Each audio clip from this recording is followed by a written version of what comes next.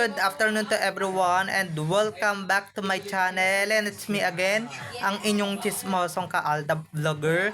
Gusto ko muna ulit magpasalamat sa inyong lahat sa mga walang sawa na tumatangkilik nanonood, sumusuport at sumusubaybay ng mga content ko here on my YouTube channel. So wag ninyong babaktawan o lalaktawan tong ating content ngayong araw. I'm sure na hindi ninyo pagsisisihan na pinanood nyo ito mula umpisa hanggang ulihan, and most especially palawakin tong ating views for today. Okay, so dumako na tayo sa ating very interesting na main topic for today's video.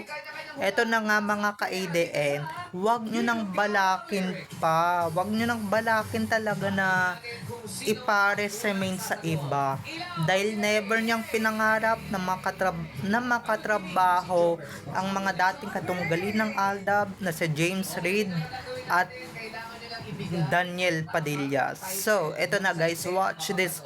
Mamaya ipapaliwanag ko sa inyo ng bongbo. So, eto na guys, watch this. At kung nakita nyo na nga yung recap, so once again, CTT o sa mga admins, dumako na tayo sa ating main topic for today's video. Gaya nga ng sinabi ko kanina mga ka-Aldab Nation, no? Eto na nga, sa mga nagpipilit at sa mga nagbabalak dahil nag-uumpisa na silang i-ship si Maine Mendoza sa iba. So, eto na nga, no? Kahit anong gawin ninyo guys, never yan tatangkilikin ng mga tao. Alam nyo kung bakit? Dahil mismo si Maine Mendoza na ang umayaw na ipare siya sa iba. 'Di ba? Ano yan? Katulad ni Alden na talagang no choice lang na ipare siya kay Nadine at ipare siya kay Catherine Bernardo na dating bahagi ng Katniel at Jaden Love Team. At ito na nga, no, mismong si Maine Mendoza na ngayon nanumalpal na ayaw niya talagang makatrabaho si James Reid at si Daniel Padilla. Although si Daniel Padilla talaga yung habol niya nun sa Candy Fair, 'di ba? Habol niya dun sa Candy Fair. Si Daniel Padilla no, yung habol niya sa Candy Fair, pero pag hindi niya bet talaga makatrabaho, ayaw niya talagang makatrabaho. So please lang, huwag niyo nang pilitin, okay? Huwag niyo nang balakin pa, dahil isa lang naman yung gustong makatrabaho ni Maine Mendoza in her lifetime, na hindi naman talaga pinapayagan ng mga pocharagis niyang management or ng dalawa nilang management na gahaman sa pera, 'di ba? Walang iba kundi yung GMA pati yung APT or AAA na talagang ayaw nilang payagan yung dalawang magka-work together. Wag niyo nang ipare si Maine. Okay na nga yung Carlo Aquino, 'di ba?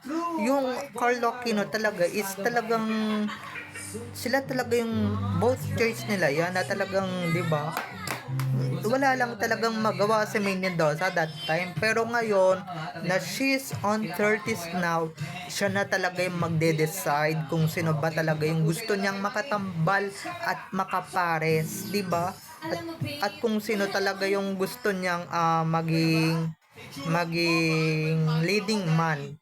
Okay? At saka ano ba, siya na mismo yung may ayaw na gumawa ng teleserye na may leading man. Ibig sabihin na trauma nga siya, she traumatized doon sa Destined to Be Yours, kung saan nakatikim siya ng sampal, nakatikim siya ng totoong sabonot, nakatikim siya ng agaw exposure doon sa kontrabida na siya na mismo talaga yung naging bida, 'di ba? So, 'di ba, wag niyo nang balakin. Pwede yung magkasama sila sa iisang endorsement. Pero yung sabihin ninyong mala Alden Richards na talagang wala siyang choice dahil nga napipilitan lang siya or mapipilitan lang siyang gumawa ng project na iba yung kasama dahil nga trabaho yan. Sorry na lang, hindi takaw si Maine Mendoza para dyan sa trabaho na yan, okay? Kung tutuusin pwede nyo naman lisanin na yung mundo ng showbiz di ba? Pwede nyo naman layasan na yung showbiz at layasan na yung Itbulaga. Kasi 'di ba mayaman na mayaman siya. Hindi siya katulad ng ibang artista. Natakaw sa mga sa mga project, takaw siya sa pera.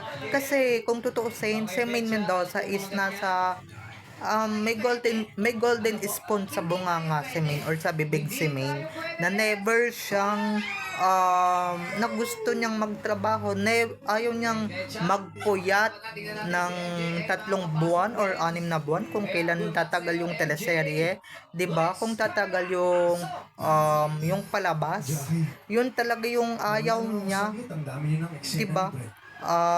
Yun talaga yung ayaw niya talagang yun talaga yung ayaw niyang mananasan. Syempre lalong-lalo na 'di ba?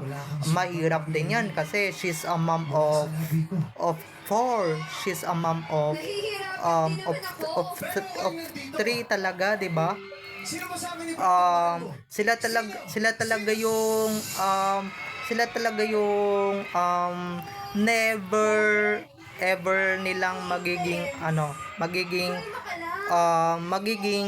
sila talaga yung never, 'di ba? Wag niyo nang pilitin, please lang. Walang chemistry talaga pag yung Daniel at James Reid, kahit na sabihin ninyong crush ni Ming si Daniel sa Candy Fair, talagang never talagang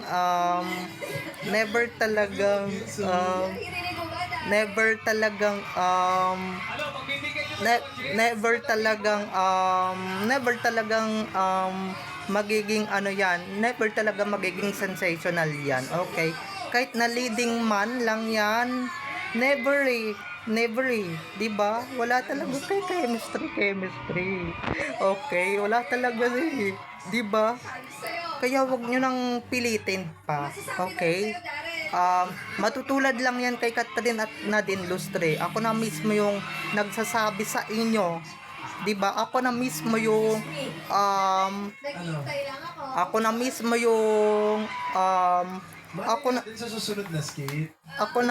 mismo yung magiging ako na mismo yung magsasabi or nagsasabi sa inyo, wala talaga kaya wag nyo nang pilitin, 'di ba? Or kahit na gustuin man nyo ng management, 'di ba? Yan yung gusto ko kay Maine. 'Di ba? Yan yung gusto ko kay Maine. I like it, Maine Mendoza, na talagang nagbigay ka talaga ng katapangan na never nagawa ng asawa mong sunod-sunuran sa kanyang management. Ikaw talaga yung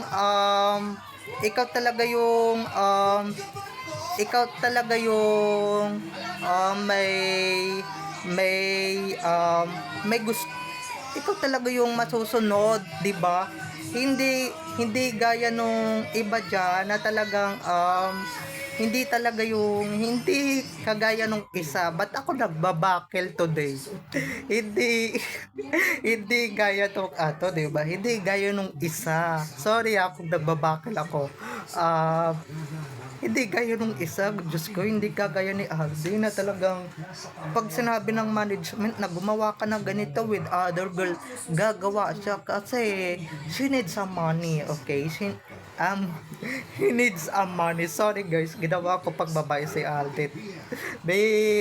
Kinikilig kasi ako dun sa pinapanood namin kanina. Pero eto na nga, at like what I said earlier, talagang, 'di ba? Yung talagang may sarili siyang desisyon, yung hindi siya papasaklaw sa kanyang management, yung hindi siya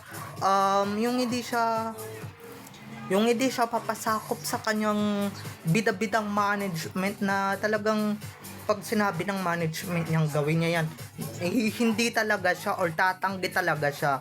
Yan talaga yung wala kay Alden eh, 'di ba? Sabihin niyo ng oh baka duwag lang si Alden talaga, 'di ba? 'Di ba? Or 'di ba? Or baka sabihin na natin talagang kailangan din talaga ni Alden kasi nga marami na siyang anak eh, 'di ba? Di naman din natin masisisi si Alden kung ba't ayaw niya talagang tumanggi, 'di ba? Sa pinapagawa ng kanyang management ng mukhang pera. Okay? Pero si Maine never niyang gagawin 'yan sa ngalan ng kanyang career o kanyang karera dito sa showbiz. Kahit napakainin niyo siya ng ahas, never niyang gagawin yan, di ba? Iba niya naman kasi si Alden, bread and butter niya na yung showbiz. Kaya yan, wala siyang magawa, kundi magpauto sa kanyang management, kundi magpasaklaw, 'di ba? Wala siyang choice na gawin niya to, gawin niya 'yan kahit nalabag sa loob niya, 'di ba? So, ayun lang mga ka-ADN, okay? So, bye-bye na mga ka-ADN. I love you all. Have a nice day. Keep safe and God bless everyone. Bye-bye. I love you all. Enjoy watching. See you on my next videos. Bye-bye.